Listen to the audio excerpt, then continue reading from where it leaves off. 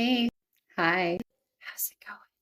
If you've been here before and you're back for more, I appreciate you to my very core. But if you're new here, welcome. My name is Becca. Today's video is a little bit different. I normally tell personal paranormal experiences through short stories, but I wanted to make another series. And this series is going to be based on world famous haunted locations. And I mean like extremely haunted locations. We're going to dig into the history of this location and find out reasoning as to why there is such an extreme amount of paranormal activity within a location. With that being said, I know this is different content than what you guys are used to. I still really hope you enjoy this video.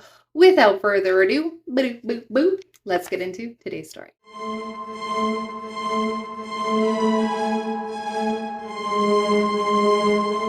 So in case you haven't noticed by the choice of my background, today's story will be on the Lizzy Borden house. Now, the Lizzy Borden house is a well-known location for paranormal activity. Famous paranormal investigation teams, such as ghost hunters, have done several episodes on this house.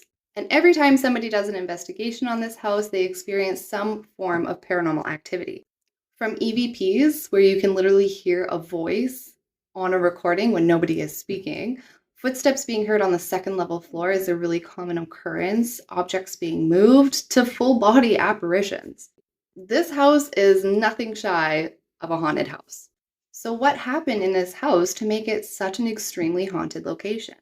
Well, in 1892, Lizzy Borden lived in Fall River, Massachusetts, in that house with her older sister Emma, her dad Andrew Borden, her stepmother Abby Borden, and their live-in maid Bridget Sullivan, but they called her Maggie. So just a little back history here. The reason that they had a stepmother was because when Emma and Lizzy were very young, their biological mother sadly passed away. A few years later, Andrew would remarry Abby, and Abby tried to raise the two girls as her own. Lizzy and Emma, however, despised their stepmother. You see, their dad, Andrew, had been an entrepreneur for most of his life, and he was extremely successful at it, to the point he became the town's president and owner of the local bank. And Lizzy and Emma didn't like the thought of their stepmother, Abby, gaining their inheritance when he were to pass away. Fast forward to August 3rd, 1892, and John Morse, who is Emma and Lizzy's uncle on their biological mother's side, arrives at the Borden's house. It wasn't uncommon for John to arrive at the Borden house to visit his nieces, but it was pretty uncommon for him just to arrive on such short notice. Such short notice, in fact, that Emma didn't even know he was coming, and she had already left out of town for the weekend. But regardless of Emma not being there, John was still really excited to spend time with Lizzy. Since it was quite late in the night and he was exhausted from his travels, John settled to bed in the guest bedroom shortly after his arrival. In the morning, everyone woke up, and Andrew, Abby, Lizzy, John, and Maggie all sat down at the table for breakfast. After breakfast, John and Andrew got up from the kitchen table, walked over to the living room where they sat on the couch, and they chatted for over an hour. After catching up with each other, John left the Borden residence at 8:48 a.m. to go and buy a pair of oxen. He explained to everyone that he had planned on returning for lunch at noon. Andrew Borden left the Borden house shortly after John left at around 9 o'clock for his morning walk to the bank. Abby then asked Gabby if she could go and clean all the windows on the first level of the home. So Gabby grabbed her cleaning supplies and began cleaning the windows on the first level. It's then believed that Abby then went upstairs to clean the guest bedroom and make the bed in which John was staying in. Sadly, this is where Abby would be violently attacked. According to scientific evidence, Abby was actually facing her killer when she received the first strike to the top of her head.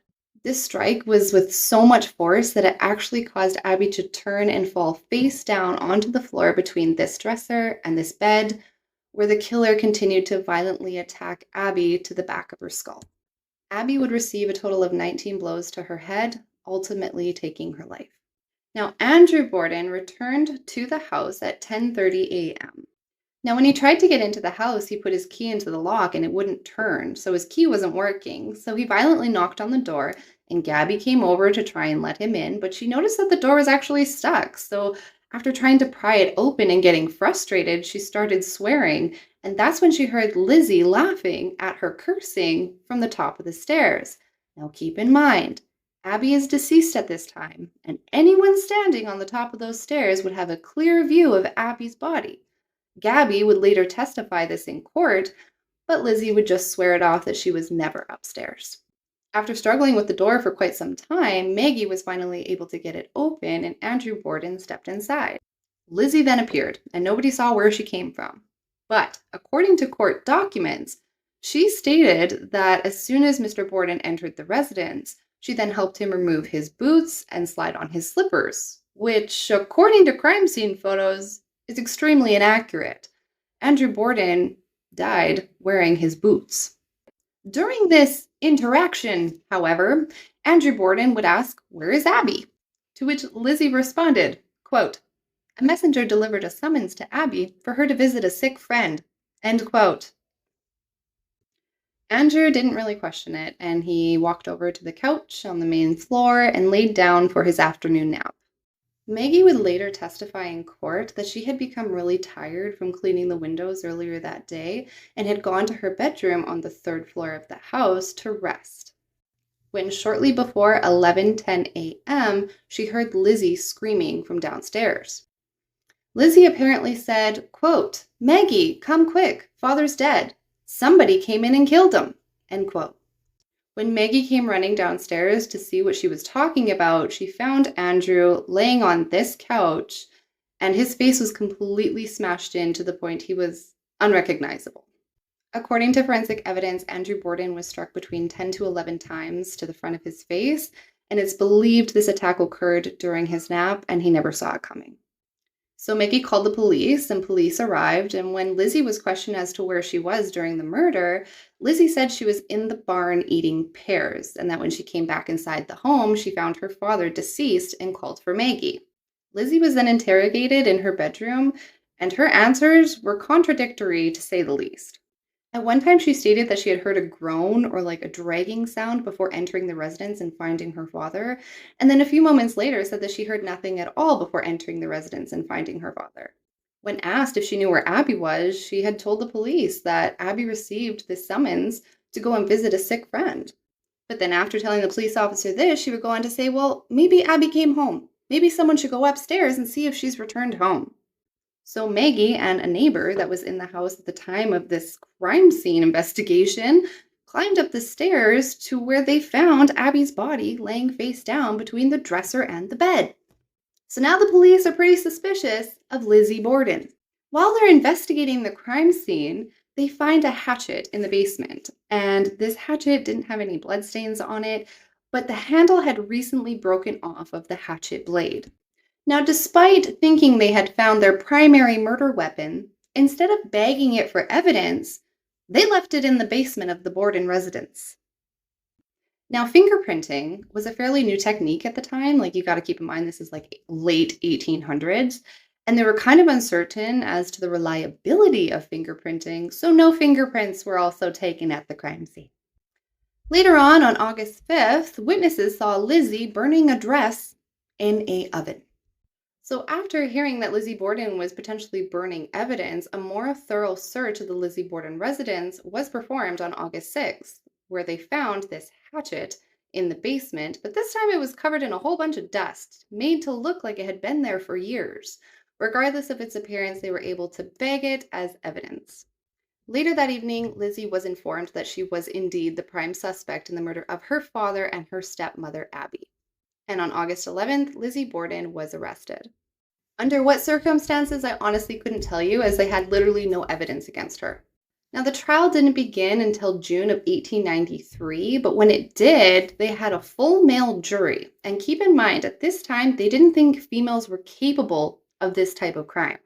The trial itself lasted 10 days, and the only piece of evidence that they had against Lizzy Borden was this hatchet. And this hatchet, they were able to match the hatchet angle to the skulls that were kept from Andrew Borden and Abby Borden, but they couldn't prove that Lizzy did it. And the hatchet itself had been completely wiped clean of any potential evidence that could have been gathered if they had done their investigation more thoroughly on the night of the murders. No blood-stained clothing was ever found at the crime scene. Go figure. So they didn't have that against Lizzy. And Maggie, as pictured here, completely defended Lizzy through the entire trial, stating that she was completely incapable of murdering her father and stepmother. So, after a very short 10-day trial and minimal evidence against Lizzy Borden, she was found not guilty and acquitted of all charges. So, shortly after her trial, Lizzy acquired a substantial amount of money from her father's passing and purchased this home 1 mile within the house her father was murdered in. She lived out the rest of her life in this house until June 1st, 1927, where she passed away at the age of 66 from pneumonia. The murders of Andrew Borden and Abby Borden still remain unsolved to this day. So there's no question as to why this house has so much paranormal activity within its four walls. Someone got away with murder. I don't know if I think it was Lizzy. I think Maggie had something to do with it. I don't know who did it, but somebody got away with it, and that makes me angry. Who do you guys think did it? Let me know in the comments below. I hope you enjoyed today's recording. Please leave a like or a comment. It's super rewarding. Wishing you nothing but a beautiful, blissful day. I will see you all next Friday.